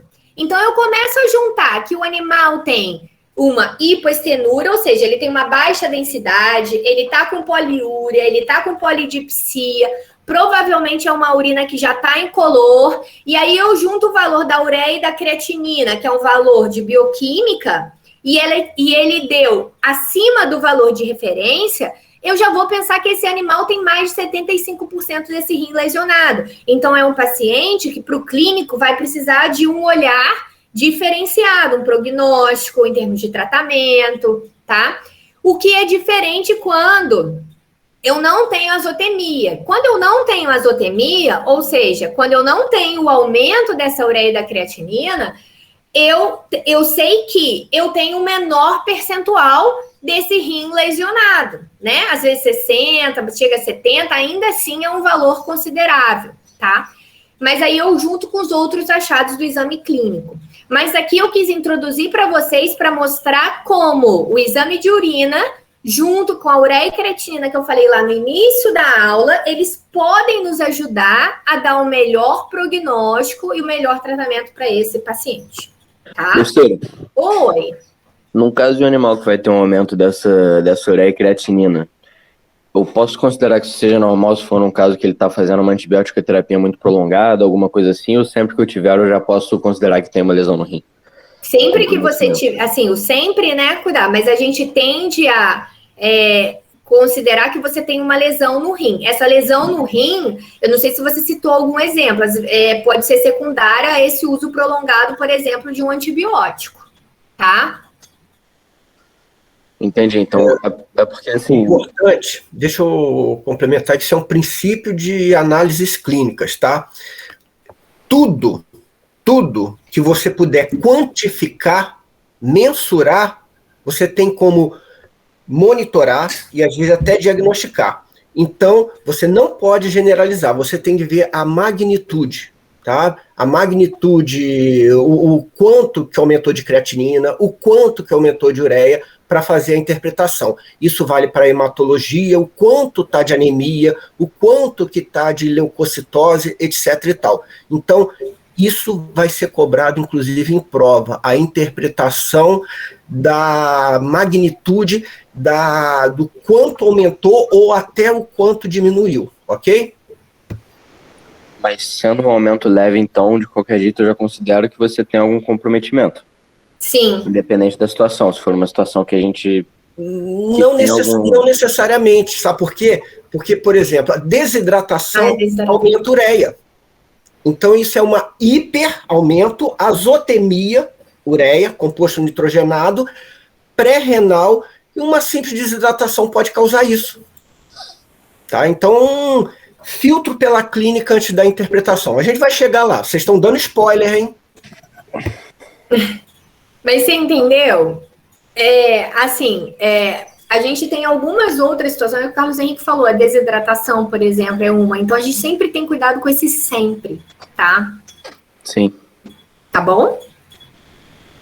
Posso voltar lá, então, de novo?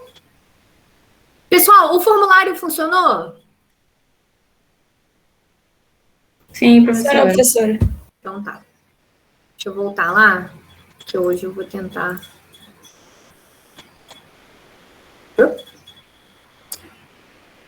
E para a gente colocar aqui, a última coisa que seria o excesso de líquido, né, que acaba levando a essa poliúria e polidipsia e consequente hipoestenúria, que estaria associado à diurese por sobrecarga de líquidos. Então, por exemplo, aquele animal que ficou internado, fez uso de fluidoterapia, né, e aí você colheu a urina logo depois. E aí, claro que essa urina vai estar diluída. É um animal que acabou de beber água, e aí você coletou a urina logo em seguida. Essa urina vai estar mais diluída. Então, são causas que a gente vai saber pelo histórico e pela anamnese, tá? O importante sempre é tentar a gente chegar o mais perto possível da nossa causa, tá? Então, aqui, eu queria trazer para vocês só um exemplo, para vocês terem ideia. Aqui a gente tem 2 exemplos, tá? Que eu trouxe para vocês, só para vocês verem na prática, assim, como é que a gente tenta interpretar isso. Essa é da apostila de casos clínicos que eu disponibilizo para vocês, tá? A gente vai começar a fazer elas efetivamente mais para frente, a partir da semana que vem. É só para vocês terem uma ideia. Então, a gente sempre tem, assim, a espécie, né? Um breve histórico clínico, porque isso às vezes isso ajuda a gente, então o que foi achado ou não achado, e o método de coleta para nos ajudar a interpretar, né? Então aqui é uma amostra para o exame de rotina e que foi micção espontânea. Então aqui só para vocês terem uma ideia, o exame físico é composto de cor, aí o que deu no laudo? O odor, o aspecto e a densidade. Aqui entrou o pH por uma questão de configuração, porque o pH a gente vai ver na próxima aula. Você pode medir pela tira reagente, e aí seria exame químico, ou pelo próprio pHmetro, e aí seria exame físico, tá? Ele pode encaixar nos dois lados. Tá? Então, aqui só para vocês verem como efetivamente aparece, e aí a gente começa a fazer as interpretações. Por exemplo, a cor tá amarelo claro. Então, ok. Opa, o odor tá amoniacal. Aí, o que eu vou pensar? O senhor falou que o odor amoniacal é quando a gente tem as bactérias, que são aquelas bactérias, o quê? Urease positivas, que convertem ureia em amônio. Ah, isso pode ser ou má conservação da amostra de urina, ou pode ser um processo infeccioso. Eu vou precisar dos outros achados, por exemplo, que a gente ainda vai falar exame químico e sedimento para eu poder analisar. Vocês estão compreendendo como que a gente tende a fazer esse quebra-cabeça? Sim. Só que a gente só consegue fazer isso se vocês tiverem sedimentado a teoria, tá? Senão fica difícil, assim, vocês tentarem colocar o que o animal efetivamente tem, ou assim, o que vocês sugerem. Então, por exemplo, o aspecto tá límpido. Então, aqui tá ok, eu não vou me preocupar. A densidade, 1030, um cão, também tá ok, eu não vou me preocupar, tá? O pH eu vou falar aula que vem. Aqui, por outro lado, eu já tenho um cão que tá desidratado, e mesmo desidratado, ele ainda tá apresentando poliúria. Ou seja, ele está perdendo água. O que eu já entendo aqui? Que esse cão não está conseguindo manter, né, o equilíbrio hídrico-eletrolítico dele. Então, a cor está amarelo. Aqui o odor, sui generis. Então, é aquele odor o quê? Característico da espécie, tá? E o aspecto turvo? Opa! Turvo é porque eu devo ter muita coisa lá no sedimento. Lembra que eu falei para vocês? Aqui eu não colei. Mas aí eu vou ter que olhar lá no sedimento, que aí abaixo iria exame químico e depois sedimento, para eu poder avaliar. E a densidade? Opa, tá 1010, tá dentro daquele valor que eu comentei para vocês que eu ia falar depois, de 1008 a 1012. Lembra que é isoestenúria? Deixa eu interromper aqui. Vocês lembram que eu falei para vocês? Eu vou colocar aqui no chat. Isoestenúria é quando a gente avalia o quê? A densidade da urina está entre 1008 a 1012. O que isso significa? Iso igual, ou seja, a densidade da urina que chegou para mim no laboratório está igual à densidade do filtrado glomerular. Ora, o que eu vou pensar quando eu tenho essas questões? Usualmente eu tendo a pensar a priori em duas situações. Eu posso pensar que o animal tem uma nefropatia e eu vou explicar por quê. Por que eu posso pensar que o animal tem uma nefropatia? Pensa. Quando a gente pensa num desenho, deixa eu pegar aqui. Toda vez eu falo que eu vou projetar e eu acabo... Gente, eu vou fazer aqui um falar de gato.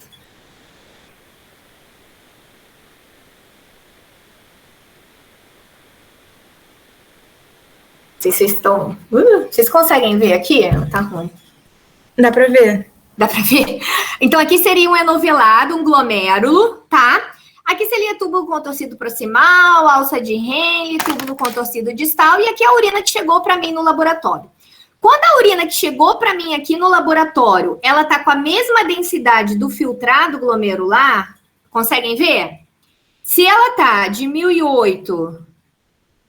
a 1012, o que eu posso pressupor? Que os eventos que deveriam acontecer aqui de reabsorção e secreção, seja túbulo contorcido proximal, alça de Henle ou túbulo contorcido distal, estão funcionando adequadamente? Não. Por que eu sei que não estão funcionando? Porque a função do rim não é manter a concentração urinária, não é isso que vocês viram lá na fisiologia? Ele não tem que manter o equilíbrio hídrico-eletrolítico? Ora, se eu sei que densidade, a concentração de solutos que estão dissolvidos, eu mostrei lá no início, ureia, creatinina e todos aqueles eletrólitos, e a densidade do filtrado glomerular, que está aqui, está igual a urina que chegou para mim no laboratório, significa que essa reabsorção e secreção estão comprometidas, não estão? Não posso pensar isso? Alguém só responde, vocês entenderam aqui meu desenho? Sim. Foi? Então, por isso que uma das possibilidades que eu penso quando eu tenho isoestenúria é nefropatia, ok? Todo mundo entendeu por quê? Não adianta vocês decorarem, senão depois, quando juntam os outros achados para fazer a interpretação, vocês se perdem. Entendeu? Show. Qual é a outra possibilidade que eu tenho? Eu posso pensar em endocrinopatia, e aí por deficiência de ADH, ou seja, a diabetes insípidos, tá? Por que eu posso pensar na diabetes insípidos? A mesma coisa. Lembra que eu falei que a diabetes insípidos é deficiência de ADH? E o ADH, ele promove essa grande reabsorção de água, tá? No néfron distal. Se eu não tenho ADH, eu tenho menor reabsorção de água. E aí, essa menor reabsorção de água pode levar a isoestenúria, a 1008, a 1012. Agora, uma coisa que vocês precisam ter em mente é toda nefropatia e toda deficiência de ADH, ou seja, diabetes insípidos, que vai levar a uma isoestenúria? Não. Isso é biologia. Isso não é matemática. Então, depende o quê? Do grau de nefropatia que esse animal apresenta para cair ou não na isoestenúria. Vocês estão compreendendo? Depende do grau de deficiência de ADH que esse paciente tem para cair na isoestenúria. Pode cair na hipoestenúria. Por isso que eu falei que isoestenúria era uma subfaixa da isoestenúria. Da hipoestenúria, perdão. Entenderam? Ficou claro? Então, Vitória, a gente deve fazer assim... Na nossa rotina, a gente não avalia o ADH, tá? Por custo, disponibilidade, etc. Quando você imagina essas doenças endócrinas, ou você faz outros testes, como teste de privação hídrica e etc., para fechar o diagnóstico, tá? Não faz parte da nossa rotina por disponibilidade e custo, mas você tem outros mecanismos para chegar à conclusão de que se trata... tá, de uma diabetes insípidos, tá? Tudo bem, Vitória? Antes de eu ir para a pergunta da Júlia.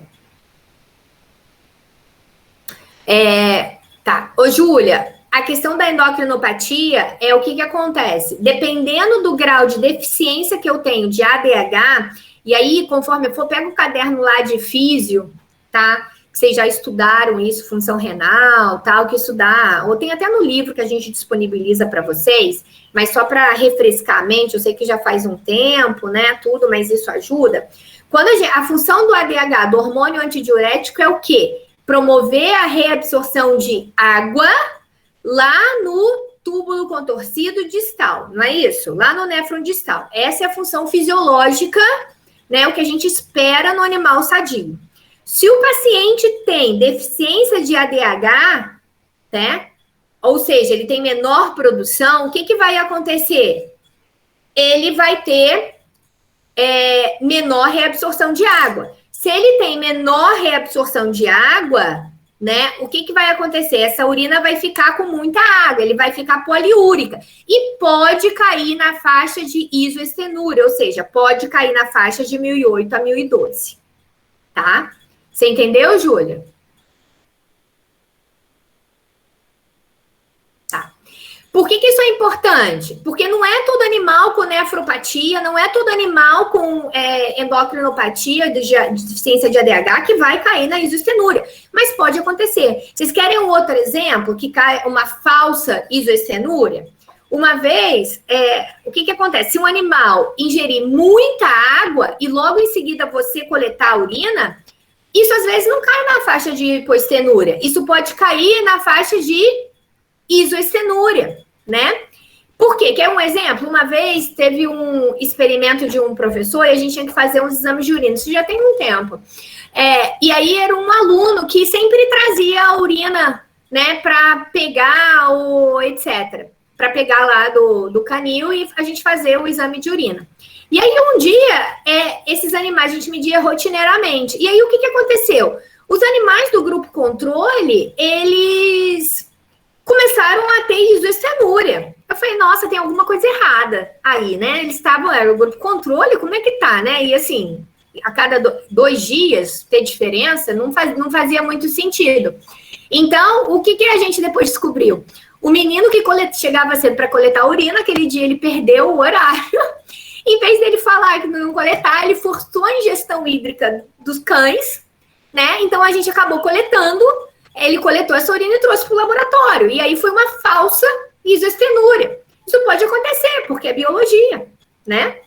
Então, a gente tem sempre que filtrar pela anamnese e pelo histórico do animal também, né? Acho que o Carlos Henrique está colocando ali alguma coisa. Não, ô Vitória, acho que o Carlos Henrique colocou aí. Toda isostenúria, eu acabei de citar um exemplo que não é nefropatia e não é endocrinopatia. Foi porque o animal teve uma alta ingestão hídrica, né? Então, como que você vai diferenciar? Você vai diferenciar pela clínica, pelo histórico e pelos outros achados do exame de urina que a gente vai conversando ao longo das aulas. Por exemplo, você vai ver que um animal com nefropatia, ele tende a ter a ureia e creatinina alta, ele tende a ter células tubulares, ele tende a ter cilindros, ele tende a ter proteína nesse exame de urina. Com o tempo, você vai conseguir ir juntando esses achados, tá? Assim, os casos clínicos é como se fosse realmente um quebra-cabeça, tá? Tudo bem? Pessoal, alguém tem algo? Agora que eu vi o horário, mas de qualquer forma, era meu último slide, era mais a dúvida, tá? Pessoal, eu vou hoje encerrar um pouquinho, eu ia mostrar para vocês o vídeo da prática, mas aí eu começo na aula que vem mostrando, tá? A gente tem agora a banca do professor substituto, que é às 10, tá? E aí eu preciso encerrar essa sala para poder abrir a outra, tá? Espero a compreensão de todos nesse sentido. Independente disso, eu vou deixar aqui registrado. Amanhã vocês vão assistir a aula de exame químico, que tem o vídeo, e se vocês tiverem dúvida, tem também a apostila teórica, então cada um pode, assim, a gente tentou fazer de uma forma que contemplasse todo mundo, quem prefere estudar lendo, quem prefere estudar por vídeo, tá ali, tá? Eles estão lá no coisa, e tem também os slides que estão disponíveis lá no Drive. Então, vocês vão... o exame químico, vídeo, eu coloquei ali, apostila teórica, os slides, na aula de quarta para quem é quarta e quinta para quem é quinta. Qualquer dúvida que vocês tiverem, por favor, não fiquem com a dúvida, coloquem lá no grupo, que qualquer coisa as monitoras mandam para mim, tá? Eu estou disponível para vocês, a gente pode, qualquer coisa, fazer um encontro ou alguma coisa, tá? Pode mandar também pelo Siga, tá? E aí vocês assistem também o vídeo da aula prática. Eu vou mostrar depois, mas só para vocês verem, tá? Que tá lá. Ô, Aline, se você puder depois, por causa do horário, acabou que eu não vou conseguir, mas tá lá no Drive, tá? Da aula prática de urinálise, tá lá numa pasta. E depois eu coloco lá para vocês. Tudo bem, pessoal? Adoraria ver vocês, né? Mas vocês não gostam de abrir as câmeras, então tudo bem, eu aceito. Mas, pessoal, enfim, acho que é isso. Espero que vocês tenham entendido. Qualquer dúvida da aula de hoje, tá? Não deixem de colocar, de falar, tá? Não fiquem com essas dúvidas para vocês. Assistem quarta e quinta, tá? As aulas, para a gente terça tirar o máximo proveito. O Carlos Henrique colocou, não acumulem conteúdo, tá? Eu sei que vocês têm outras matérias, a gente super entende, mas por isso que a gente faz esses encontros assíncronos, que é o que dá para vocês poderem efetivamente fazer no horário da disciplina. O Drive eu vou colocar no Siga também, mas acho que as meninas, vocês podem colocar o link do Drive aqui no chat também, que às vezes alguém quer. Ah, então tá. A gente tenta colocar em todos os lugares. Ai, pessoal, e 1000 perdões, né? Eu já queria todo mundo formado, eu já queria todo mundo na pós-graduação comigo, no mestrado. Quando eu fui montar... Gente, olha, isso que dá, né? Eu fui montar lá o cronograma para vocês, eu coloquei o convite do grupo da pós, né? Eu sou coordenadora da pós. E aí, eu falei, é tanta coisa, e aí ficou uma confusão. Eu falei, já quero todo mundo formado, já fazendo mestrado, doutorado, eu quero todo mundo lá na pós. Aí depois eu corrigi para vocês, tá? Eu vou corrigir lá no arquivo, perdoem essa professora aqui que mescla tudo, promover todo mundo, pessoal. Eu fico imaginando a correria, como é que foi quando vocês começaram a entrar lá no grupo, né? Achando que era eu falei, ai, gente, aí eu falei, ai, gente, foi mal. Aí depois eu comecei a receber um monte de mensagem, eu falei, Jesus, fiz M. Ai, então, mas a gente vai sobrevivendo. Ih, então tá bem, ó, teve outro professor que fez isso também, então tá ótimo. Mas eu troco, gente, eu troco mesmo. Até porque eu vou contar uma coisa para vocês, eu não sei fazer isso. Então, sabe o que eu faço? Eu pego as minhas alunas de mestrado, peço para elas fazerem esse negócio de convite e tal. Eu sou não sei mandar muito. Hoje eu já estou muito melhor, mas para vocês terem ideia, quando começou a pandemia, eu não sabia nem usar Instagram, né? Hoje em dia eu brinco que virou minha diversão. Eu arrumei uma diversão para a pandemia. Elas geraram um convite. E aí, como eu estava ali na conversa, eu peguei ali, copiei e colei e achei que era o convite da graduação. Ó, esquenta não, gente. Faz parte. E aí, pessoal, a gente tem um Instagram do laboratório. Não sei se todos seguem. Ali as meninas sempre postam conteúdo, tá? Vocês lá no Instagram. E aí tem umas palestras, tá? No canal do YouTube nosso também, que, de certa forma, aborda também o conteúdo da disciplina que a gente fez antes das aulas ano passado, lá quando estava naquele período remoto, sem aulas da graduação. Tem 30 e poucas palestras, se vocês quiserem assistir. E hoje tem uma palestra também. Ô, Carlos Henrique, divulga lá no grupo, palestra da Érica. Nossa, eu já tô doidinho. Eu esqueci da palestra da Érica. É de tarde, que horas mesmo? 4 da tarde. Tá, eu vou divulgar. A Agatha fez a arte, eu vou colocar no grupo, tá? Tá. Que aí é bom. É uma ex-aluna, assim, nossa, que tem experiência, que é clínica, assim, que vai falar um pouco sobre hematologia de equinos de grandes, né, parte de grandes, e é uma coisa que a gente não vê muito na rotina. Então, se vocês quiserem e puderem, 4 horas, vocês são muito bem-vindos, tá? Sim. A gente só não tem certificado, né, enfim. Mas vocês serão muito bem-vindos. Tá bom? Pessoal, beijos. Carlos Henrique, eu vou encerrar aqui para a gente poder abrir a outra sala, tá? Tchau, pessoal. Fiquem com Deus.